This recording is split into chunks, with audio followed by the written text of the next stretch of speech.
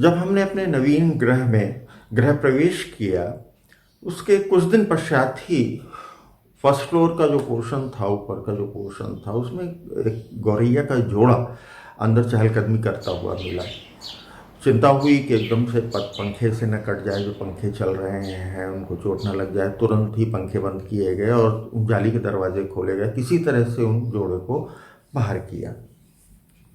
लेकिन कुछ दिन पश्चात फिर देखते हैं कि फिर वो चिड़ियों का जोड़ा अंदर है। अब सबको घर में डांट पड़ी कि आप लोग दरवाज़ा खुला हुआ छोड़ देते हैं, मच्छर भी आते होंगे, चिड़िया भी जब आ जाती है तो मच्छर भी आते होंगे। फिर किसी तरह से उनको बाहर किया।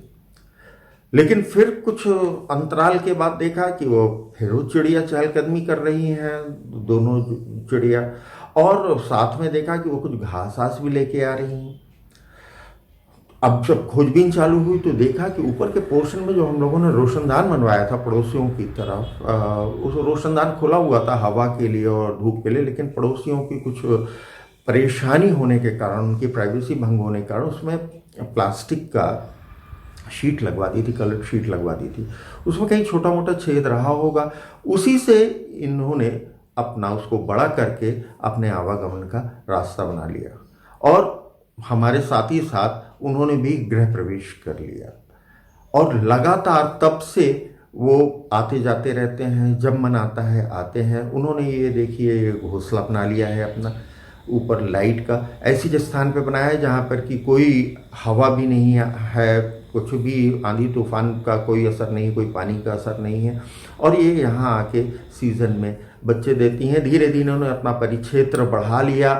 पहले तो हम लोगों को कुछ परेशानी होती थी कि पंखे न चलाएं, कहीं कट ना जाएं, ये वो बड़ी दिक्कत होती थी। लेकिन फिर अब इनकी सिक्योरिटी के लिए हम लोग ध्यान रखते हैं कि जब ये नीचे के पोर्शन में किचन में आ जाती हैं घूमते टहलते, तो फिर पंखे सारे बंद होने चाहिए उस टाइम पे और इनका ध्यान रखा जाता है। लेकिन इतना आनंद प्राप्त होता है जिसकी आप कल्पना नहीं कर सकते प्राकृतिक वातावरण में। ये हमारे साथ ही सोती हैं।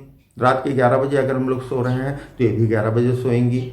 और प्रातःकाल भी इनका वो 5 बजे 4:30 बजे से चींची नहीं चालू होता है, ये अपने थोड़ा सा लेट ही इनका स्टार्ट होता है। और देखिए कितना आनंद प्राप्त होता है। मनुष्य का जीवन जो है, जब से वो पैदा होता है, प्रथम 2-3-4 साल छोड़ दीजिए, लेकिन उसके बाद निरंतर नित नई समस्याएं, नित नई चिंताएं, भविष्य को लेकर चिंताएं, संघर्ष, ये सब चलता रहता है। ऐसे में यदि हमें ये वातावरण मिलता है, ऐसा प्राकृतिक वातावरण जिसकी खोज में हम लोग दूर दूर स्थानों पर भ्रमण के लिए जाते हैं, लेकिन वो कुछ ही समय के लिए मिलता है।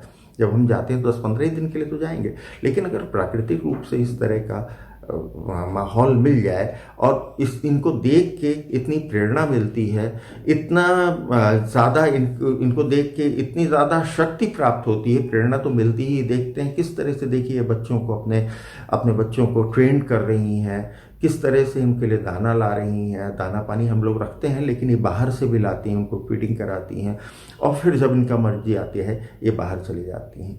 ये देखें आप कि किस तरह से हम अपने बाहर के पोर्शन में बना सकते हैं कुछ भी।